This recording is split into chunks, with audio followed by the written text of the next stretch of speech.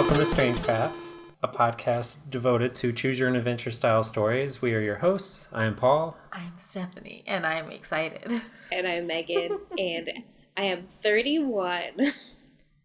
Whoa. Why is that your level of excitement? Or Also, we don't have 5 hosts this week. It's still just the 3 of us. Yeah. I thought you were just adding a random detail, Stephanie, so I just decided to add a detail too. Also, I can eat a Charlie amount of cheese. What about that fact? I can't. That's really gross. You know, like from It's Always Sunny where you just eat a block. Uh-huh. I can swallow a boiled egg whole, like like a snake eating something. No problem. Are you thinking about Joanna? I am now, and I'm loving it. And the Rescuers Down Under. Oh, okay. I was thinking, isn't that the name of the new Lady Gaga album? Joanne, okay. So I was like, does she sing about swallowing a boiled egg whole? Uh-huh. Yeah. It's very artistic and beautiful. Yes. I mean, it wouldn't be that much of a surprise, would it? Yes. Why would she sing about that? Why wouldn't you sing about that? It's boiled egg. Boiled eggs are not, like, sexy or exciting. Until she makes them sexy and exciting, right? Excuse me, they're so smooth. That's very sexy in itself. I don't like them. Is this now egg cast? We're just going to talk about the egg. Maybe it was egg cast. Yeah. What are we doing with our lives? We just need to be talking about eggs. Talk about what you know. Exactly. I know eggs. So, Paul, from your head down to your legs, right? Right. Is your story egg related? Please. No. Oh, come on. I'm really disappointed now in myself. Yeah, so Paul's reading his story this week. I'm so excited. So I wrote a story. It's probably terrible, but we'll see. What? It's probably... it's supposed to be terrible. That's the point of them. Do you think R.A. Montgomery was like, oh, this is so good. Yes. Look, I think Arthur Montgomery was incredibly proud of all of his work, as he should have been. Yeah. I enjoy it. Yeah. He got me. Immensely. He gets me. All right, so should we do this? Yeah. Okay. So my story is called A Dangerous Vacation. Oh, I thought it was going to be egg related. I thought it was going to be. I already said it wasn't egg related. And also, that thought had crossed my mind. Like, what if I just plagiarized Spooky Thanksgiving without telling you or Megan? Because the tell would have been if I had gotten far enough into it to see if, like, Megan would realize it. And then we'd know that she's been reading it. Oh, every night. Or we wouldn't, and then it would just be completely ruined when we finally do read it. Yeah. I spook myself to sleep each night. Oh no, that turkey isn't done yet. My heart attacks put me to sleep from fear. All right, so my story does have a little warning section. Oh. Paul is being a brown noser to Mr. R.A. Nose all the way up. Mm-hmm. This story is different from other stories. Other stories have cohesive plots, foreshadowing, interesting characters, and are created by people who have demonstrated basic writing abilities. This story has facsimiles of some of those things. At times, you may question whether or not the author holds a steady job, has ever conversed with real people, or only a sock puppet given to him by his sister-in-law. Because that actually happened. You remember when you did that, Megan? Yes. Yes, I did. Yeah, so one Christmas I got a lovely sock puppet from Megan. I really like that sock puppet. It's great. Anyway. Or if they have ever conversed with real people, or if he's even capable of forming a cogent thought without mashing his soft, supple hands against a keyboard over and over again until he's overcome with weariness. Consider yourself warned. Dang. I'm scared. Yeah, I'm really scared because this guy sounds like a weirdo. Oh, thanks. Yeah, it sounds like he smells, like, off, you know? Oh, yeah, he always wears a cape and he smells just like French fries. I feel like you guys are delving a little too much into my personal life. They have to know. Like, if they ever see you, they need to be prepared. Oh, okay. You know? Yeah. So summer has arrived, which can only mean one thing for your family. The annual recreation of the most dangerous game. Is this your story? Or are you just talking? Am I just talking in general? You're just talking about summer? I'm so sorry. Start over. I'm gonna remember this next time you have a story. Well, yeah, okay, I'll never talk again. No, it's fine. Sorry. So summer has arrived, which can only mean one thing for your family. The annual recreation of the most dangerous game. Bring out your handsome friend. You know, the one with the bad leg and... Oh, wait, sorry. That's a different family. It's time to break out the sleeping bags, cooking utensils, and tents for your annual camping trip to the heavily forested campsite known as Normal Woods. With scenic vistas, plentiful fishing spots, loose hunting regulations, and an only you can prevent sober visits attitude, Normal Woods has been a family favorite for many years. Dang. Lately, however, strange stories have been passed around the campfire, wailing from coming deep within the forest, hooded figures gliding between the trees, and even sinkholes swallowing whole campsites, just to name a few. These fireside chats won't stop your dad, though. Determined to make the annual trek, he packs the car to the brim with supplies to last a whole week for you, your younger brother Michael, and himself. I hate Michael. Will you be able to last the whole week? Will you come back with a tale of your own or simply end up as a tragic story for others to tell? Turn to page 2 to find out. I think we should turn to page 2 to find out. Well, I don't know. Maybe we should rock, paper, scissors. I think I'm good. We heard it. Oh, we've heard enough? Yeah. Okay. All right. Well, thanks for No, listening, guys. I really need to hear. I'm so sorry. All right. Across many bathroom breaks, you endure what seems like an eternity in the car, trapped between your dad listening to political pundits on the radio and your brother slurping down one disgustingly sweet coffee-flavored soda called Frapsi after another. Oh my god. Frapsi? He's Frapsi, yeah. jacked in the car. Oh, that sounds awful. Dang. Your time in the car finally comes to an end as your dad pulls off the main road towards the campsite. Upon arriving, your dad nearly runs into the huge oak sign barring the main entrance. The sign itself looks like it snapped from the chains holding it up. Getting out to inspect the sign, you and your brother Michael turn it over to find the front emblazoned with the Normal Woods signature logo, featuring an odd star-shaped symbol freshly painted in the center. The sign must have fallen from a squall that flew in last night, your dad comments. Oh my god. What's a squall? Your brother asks while he steps from side to side impatiently. It's a huge bird, native to Normal Woods. Some people think it's a storm or something, but that's just a bunch of load of crap. It's the mating season now, so who knows? Maybe you two will learn something natural for once while we're out here. He finishes with a wry smile. As you and Michael move the sign out of the way, you spot something half covered in the mud from last night's rain.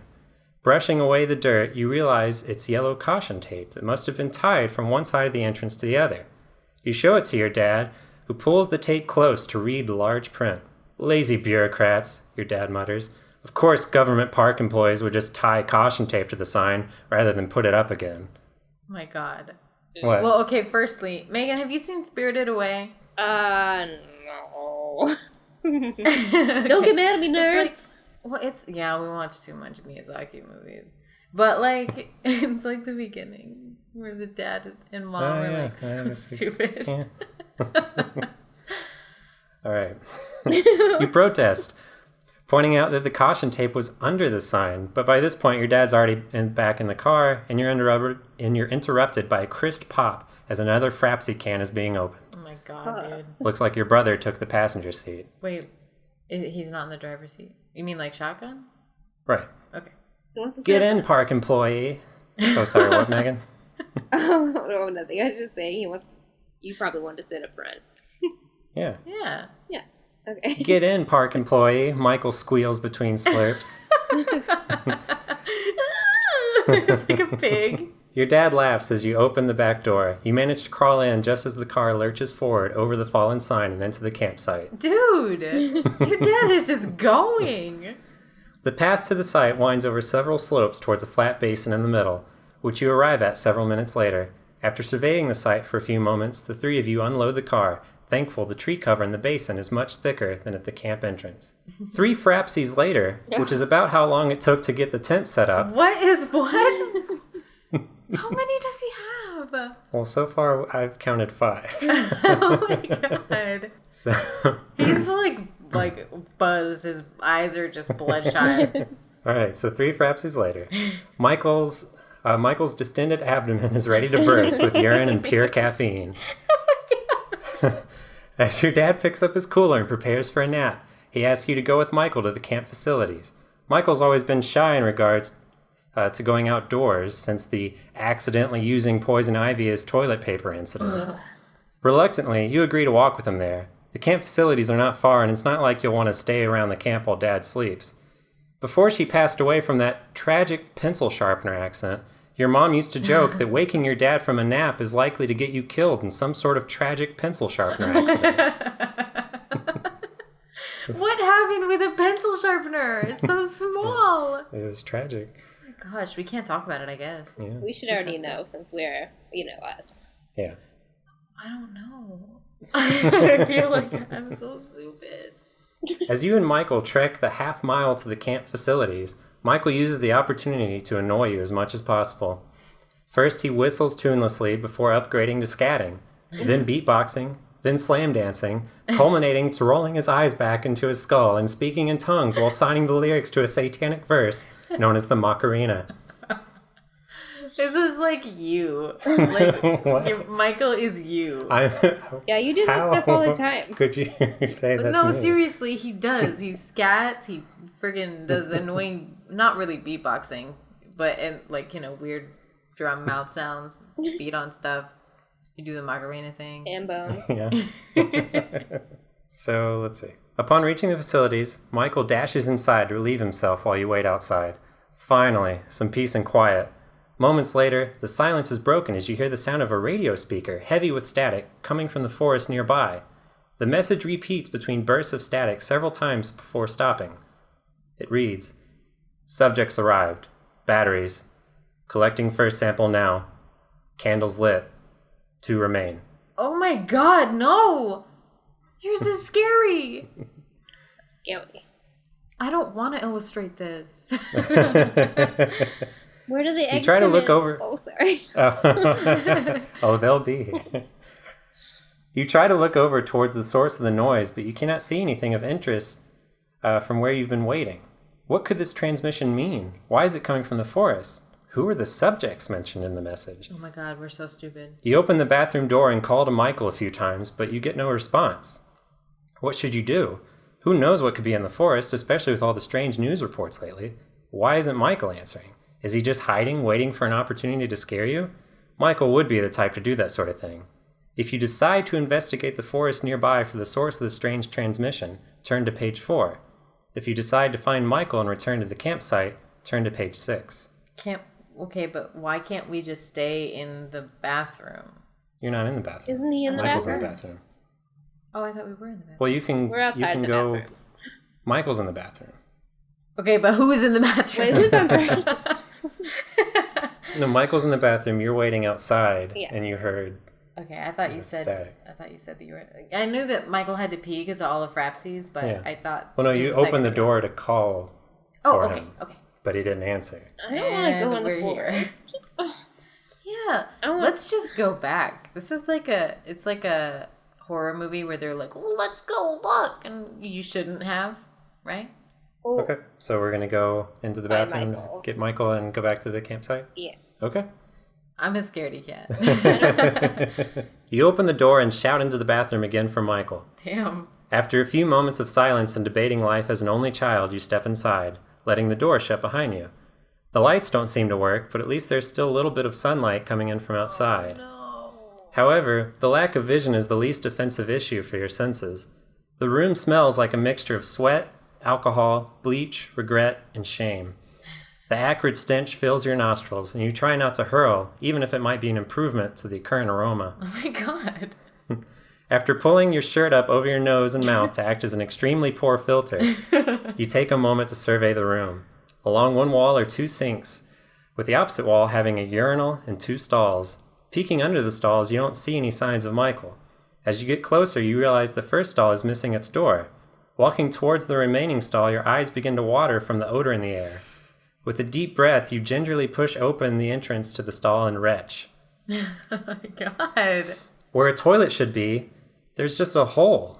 It's surrounded by a fleshy green mass that seems to be secreting the odor, wafting through the bathroom.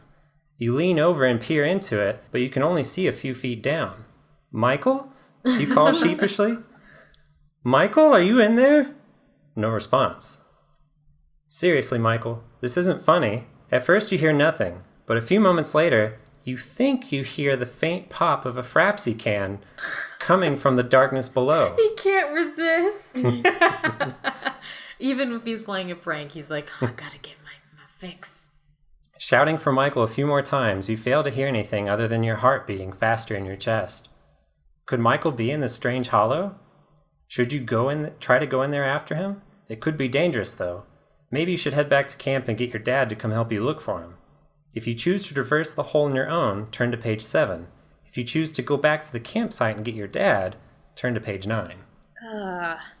I don't know, because like our smart move for not horror movie stuff didn't work.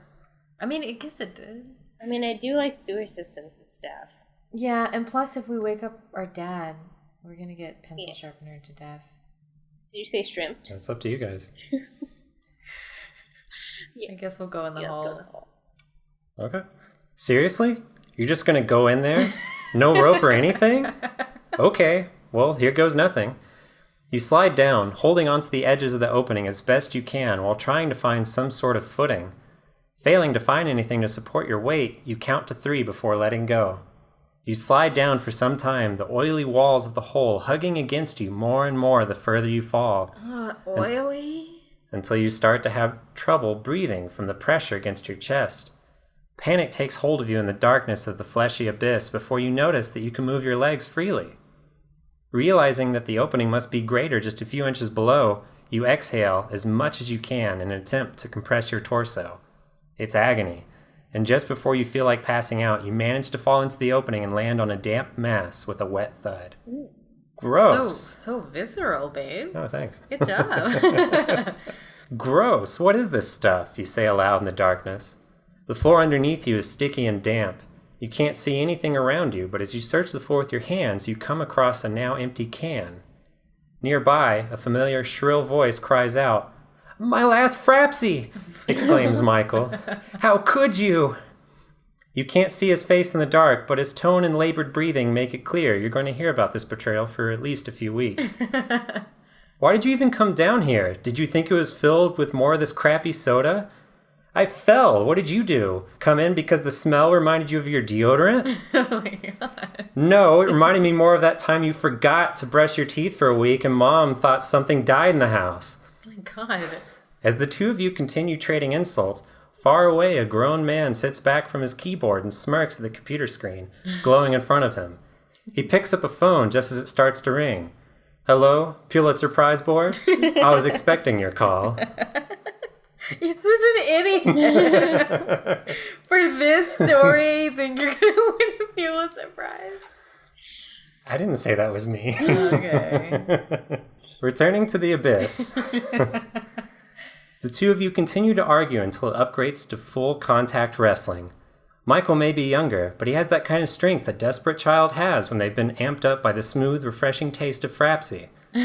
However, you manage to gain the upper hand and get him to a chokehold. After thrashing for a few moments, he pats your arm 3 times, signaling your victory. A single clap rings out in the darkness. Then another. The clapping grows into a swell. Michael stops struggling against your sweet chokehold. Before you gather up the courage to call out to your audience, several lights glow dimly from across the room. Your eyes adjust quickly. To your horror, several strange creatures line the opposite wall. They are grotesque, with scaled skin, misshapen facial features, and long claws that extend several inches beyond their fingertips.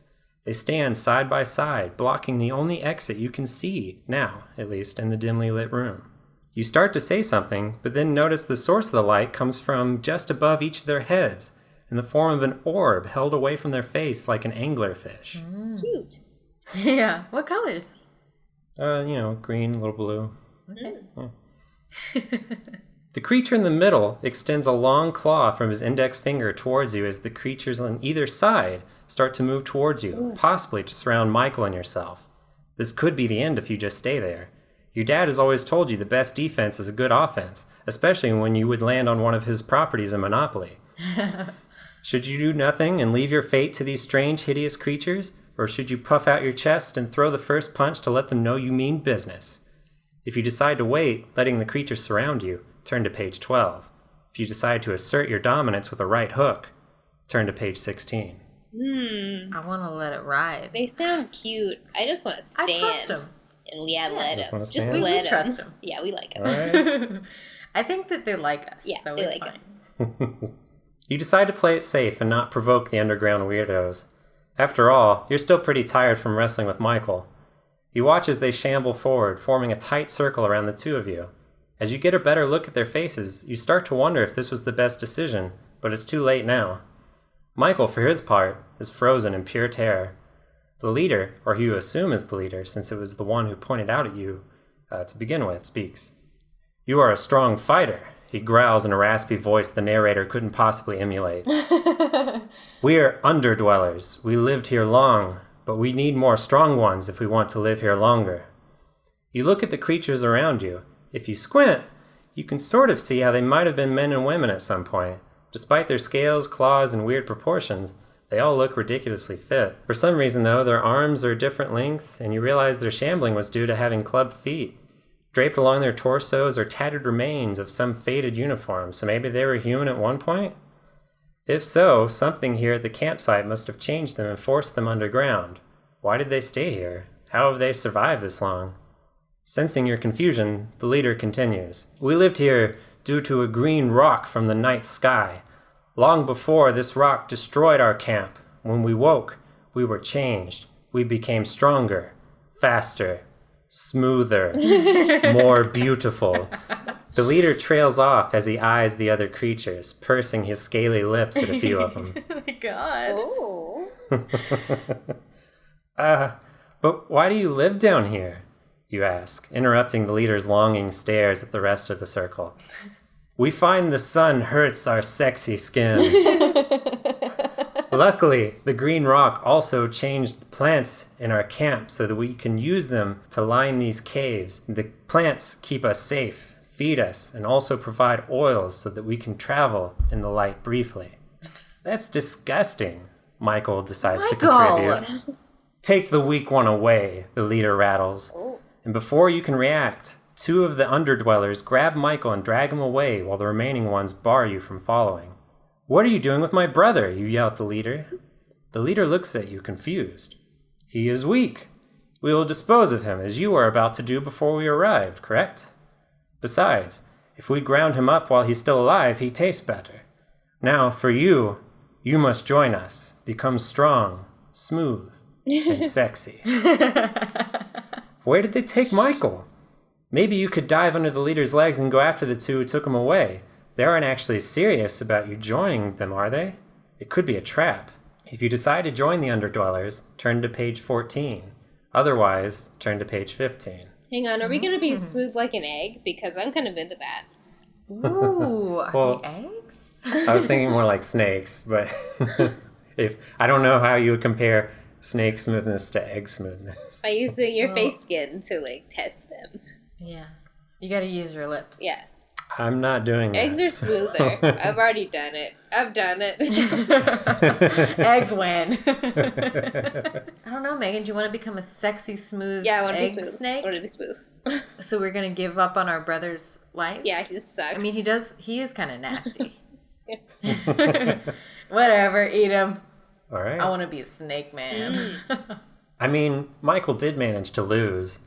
Now at least you won't have to smell another Frapsi. The underdwellers are excited by your decision to join them, with a few of them celebrating by doing one-arm push-ups, bicycle kicks, or just flexing in your general direction. The leader puts his scaly arm around your shoulder and leads you away while the rest of the underdwellers follow and scream in joy. The leader brings you to the remnants of the glowing rock that hit their campsite long ago. Immediately, your skin begins to rash over as you are pushed near the rock. Yes. Your bones begin to ache. Oh. The leader then brings another underdweller to stand alongside you and binds your right hand to their left using a tattered piece of cloth. He recites some words and you aren't sure, but you might be married to this underdweller now. The celebrations continue as more underdwellers lead you to an open cavern, complete with haphazard tables and dilapidated chairs clearly stolen from other campsites. You and the underdweller you are bound to are seated in front of the other guests as the food is brought out. With your free hand, you ponder your decision and wonder if it was the best choice. What do you mean? I know. That was bad writing on my part. I was thinking like you put your hand up and like to your chin, right, stroking a beard. No, pondering with your hand. I'm so sorry. sorry. I'm a terrible writer. What do you want? I'm mad at you. So shitty. After a few bites of the simple stew provided by your underspouse, you start to feel a little better. As you spoon one of the chunks into your mouth, you see a small label in the broth. It's a clothing label with the word Michael crudely written on it. The end. Yay! Yeah, Michael's Yay! dead. He's gross. Our lives are so sexy now. Yeah, I'm very happy with our decisions. So, what didn't we do? There's a fair amount you guys didn't do. So you could have tried to rescue Michael whenever the underdwellers took him away. You could have tried to go back to get your dad whenever you found the hole. Or whenever you guys never investigated the radio transmission either. What do you think, Megan? Maybe we should try to go get Michael. Yeah, I want to see what they're going to do. Yeah. Okay. All right, so this is where they've just taken Michael away, and you've decided you're going to go after him. Mm-hmm. All right. You can't just let them take Michael away. Last time you lost Michael in the park, your dad turned off the electricity in your room for a month. Oh my God. Letting strange former people take him away would probably mean no electricity until college.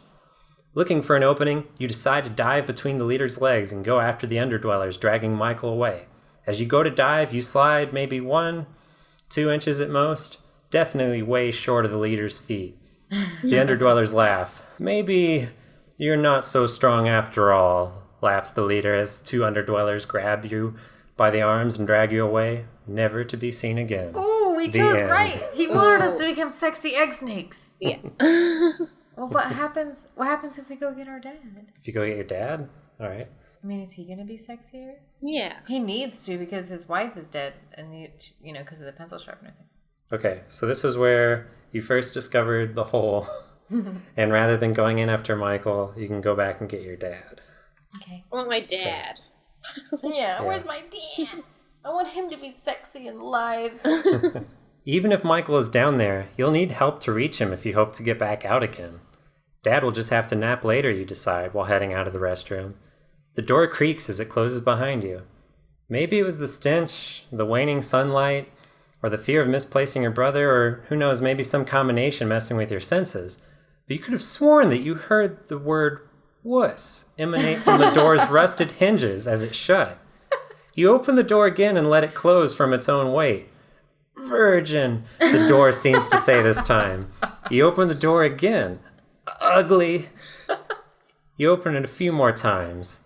Fat. Stupid. Jejune. Each insult ringing in your head in succession. Oh my God. By this point, you are boiling with anger, with an intense scowl growing on your face that says, "Nobody calls me names in multiple languages and gets away with it." "Nobody calls me names in multiple languages and gets away with it," you yell, as you kick at the door several times.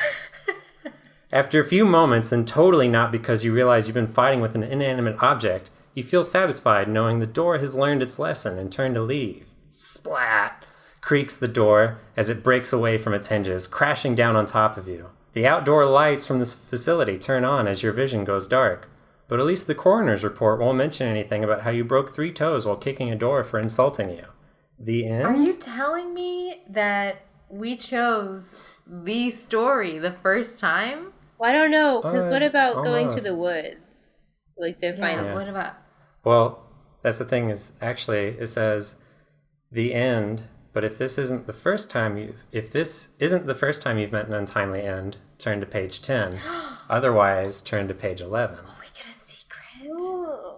So we're going to go to page 11 since this is the first time. This is so exciting. Wait, it is not? It's the first time that you've died. But we were going to get taken to get turned into meat soup. I know. Okay. Oh, I see what you're saying. Okay. But I'm still going to go with this. Yeah. Okay. No, I was just going to say, you guys actually didn't go down any of the, like, false paths that I was expecting you to at all. Oh, really? Yeah. We just went straight for the meat, huh? Didn't Yeah. think that we wanted to go into the sewers. Yeah.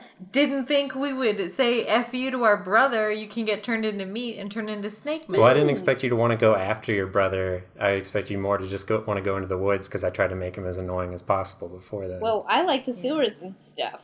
And smells. Yeah. You didn't know about the sewers before that. Well, was it... Yeah. Well, she said sewers. Oh, I see. Okay. All right. She said, well, I like sewers. Yeah. So that's why we went. All right. Anyway. I like sewers. I'm disgusting. As your vision fades, your perception of light and time coalesce into a single point that looms ahead of you, whatever you is at this moment. Out of panic and morbid curiosity, you begin to move towards the light. The point of light grows as you approach until it is a blindingly bright sphere. As you reach the glowing orb, you're pulled towards it and find yourself tumbling in. I read well. Tumbling in. Jeff Goldbluming? Yeah. You now find yourself transported to a dimly lit room with no discernible shape. The walls and floor seem to be formed of a dense smoke that ebbs and flows around you. Before you can start to search the room, a small table and 2 chairs materialize from the smoke in front of you. A cloaked figure sits in the chair opposite from where you stand. The figure holds out an arm, beckoning you to take a seat. With trepidation, you sit across from the mysterious figure. Go back, a voice booms in your head. But I don't understand, you say to the figure, somehow aware that is the source of the booming voice. I mean, I just sat down even. A loud sigh echoes in your head. Can I at least rest a while? I haven't even had a nap today, you whine. Go back, now, or suffer the consequences. All right, you concede. But how do I even get out of... Before you can finish your sentence, a doorway appears in the smoke at the wall next to you. Choose the other one. A voice booms out as you exit. Guess you better do what it says, huh? Oh my goodness, I love it. Yeah, we gotta go in the woods. All right. So in this one, you guys are going to go search for the strange transmission. Mm-hmm. Yeah, whatever, Michael. Got him. He's getting turned into meat.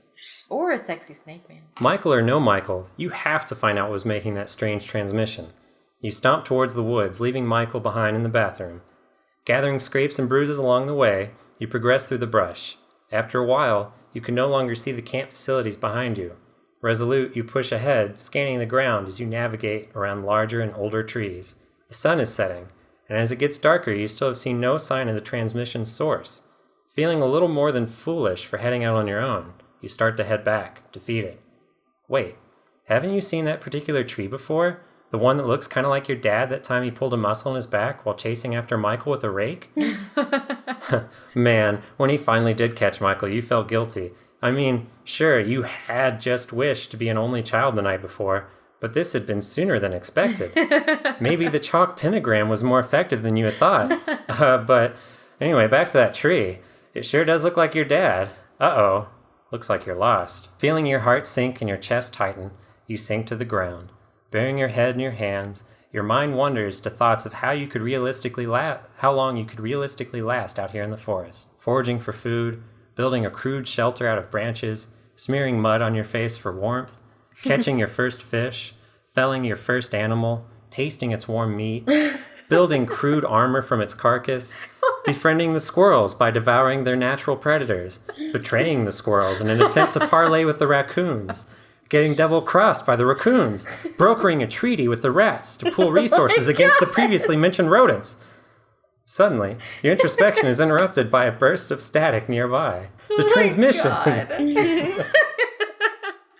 Did you like that? That was so funny. You quickly but quietly make your way towards the sound and find yourself at a clearing. In the center are 5 figures dressed from head to toe in dark blue robes, each featuring the same star-shaped symbol. Sorry, I went with my Sean Connery. The star. The star-shaped symbol. Anyway, the same star-shaped symbol you noticed at the entrance of the sign emblazoned on their back. The robed stranger closest to you is deep in discussion with the others, but you spot a walkie-talkie tied to the rope around his waist, the source of the static. They are all talking in hushed whispers to one another, obviously having a heated discussion by their body language, but you can't quite make out what they are saying from the edge of the clearing. Should you try to sneak in closer to try and hear them, or should you turn around and try and find your family for help? Or, that survival stuff sounded kind of cool too. Wait, what? What's my choice? You read it and you usually tell me again. Oh. Well, while you're trying to decide, you notice that it suddenly got much quieter. You tricked me. What an idiot. Looking up, you realize the roadmen are gone. You peek out of the brush towards the clearing and whack! Your vision goes hazy, and you can't even get up. Oh man, it's just a kid? You hear a gruff voice say. A different voice responds. Look, we have enough to worry about trying to find a proper sacrifice for the ground dwellers. This'll have to do. The end. We chose the story the first time. And that's funny because, I was thinking when we finished the story, I was like, I'm good. But I wanted to hear what else he wrote. But I was like, yeah, that's the ending. There's still 2 other things I haven't read if you guys want to hear them. Oh, shoot. What are Which I haven't read? Sorry. Yeah. For whom? No, it wasn't. I just meant, which choices... Oh, I thought you were correcting my grammar. Actually. God, what a horrible podcast that would be. So this death also has an untimely meter to tell you to go. Oh. So this is the second time that I would consider this an untimely end. I'll go to that. Some ethereal stuff happens. You would be more amazed, but you've already seen this stuff before, apparently. Once again, you find yourself in the amorphous room made entirely of smoke. However, this time, there's no figure, table, or chairs. Instead, there's a rather comfortable-looking smoke couch with a smoke TV/smoke VCR combo set neatly seated in front of it. Checking the room and seeing no one else around, you decide to avail yourself of the amenities and sit on the couch. After a few seconds of boredom, you sit forward and investigate the Smoke Entertainment Center. You find a few tapes with strange lettering on them. You can't read the words, but decide to put in the tape that was wedged furthest in the back. The smoke television fills the room with a dim light as static dances across the smoke screen. Right as you reach to swap it for another tape, an image of the mysterious figure from before walks into view and sits. I don't normally do this kind of thing. The same voice from before booms from the smoke television. My name is Doug, and I am looking to meet a nice girl who enjoys hazy walks along the ether. I am a good listener, and my mom always told me that was an important trait to have as an afterlife mate. As the tape continues, you are so enthralled, you don't even notice the archway form in the smoke behind you. Oh, no. You fail to hear Doug glide in with a bag of smoked groceries. Oh. Even if you had noticed, you wouldn't be able to see the look of shock and shame displayed on his cloaked visage. Aww. The smoke television powers off. Finally sensing something has changed, you turn around to see the mysterious figure reaching his cloaked arms towards you. Oh. Darkness swallows you. Well, you being an irrelevant term at this point, since in a few moments, you no longer exist in any form. Hope no one needed your help back there. The end. Oh my god, Doug. Poor guy. I feel so many feelings about him now. Oh. Character development. Yeah. Oh wait, I think there was one more choice. Yeah. So if you guys remember, the creatures were going to surround you. Oh yeah, punching them? Yeah. Punching them. Yeah. So you could throw the first punch and let them know you mean business. Yeah. So we'll do that one. That's the last one. Okay. So luckily your dad's not here to make fun of you for being a skinny-armed chicken. Or you might not have had the courage to go through with this choice. Your dad sucks so much. In any case, as the first creature nears you and Michael, you ball your hand into a fist and rocket your arm as best you can towards the creature's crotch. As your fist lands, you feel an uncomfortable squish against your knuckles until it culminates into a pop. Ooh. Oh my god.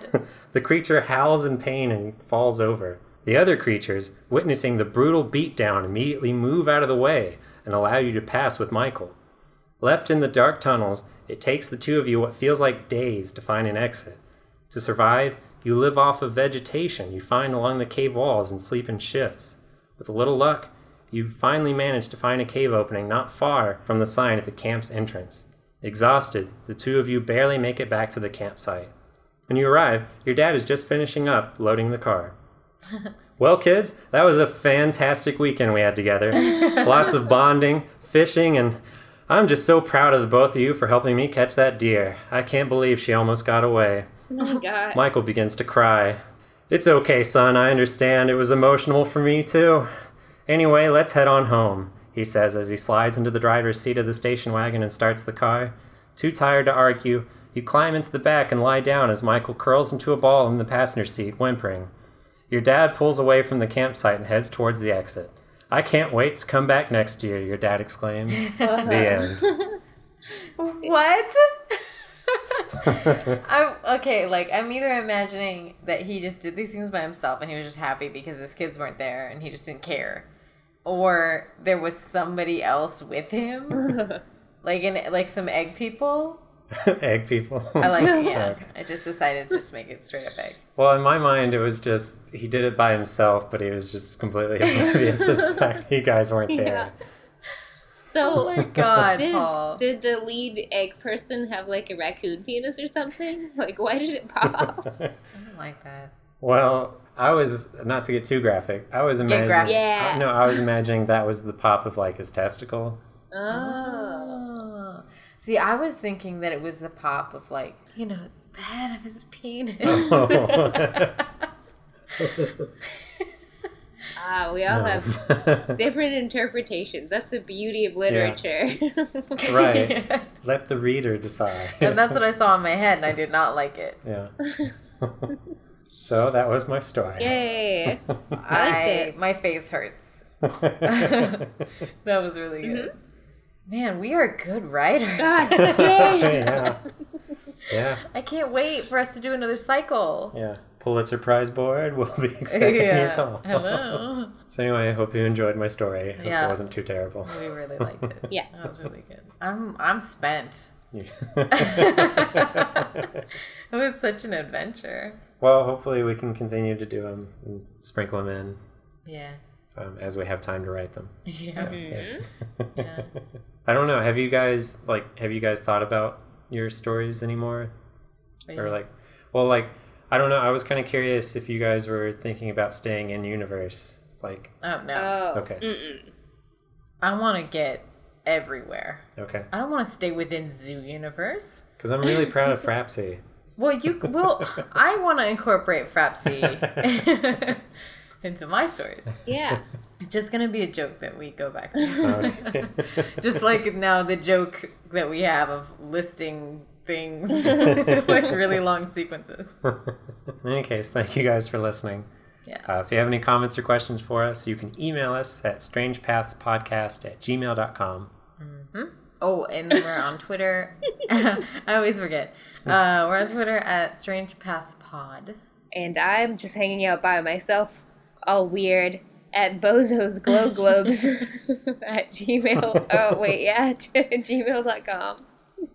For your unrelated questions. Whatever you want to ask. Yeah, your dark questions. Yeah, It doesn't have to be related to the podcast necessarily. Yeah. Megan's a sage. Yeah, So. Dark Sage. Wait, are you Doug? Yeah. I'm Doug. Surprise. This explains a lot. Yeah. All right. Well, thanks for listening, everyone. Bye. Get out.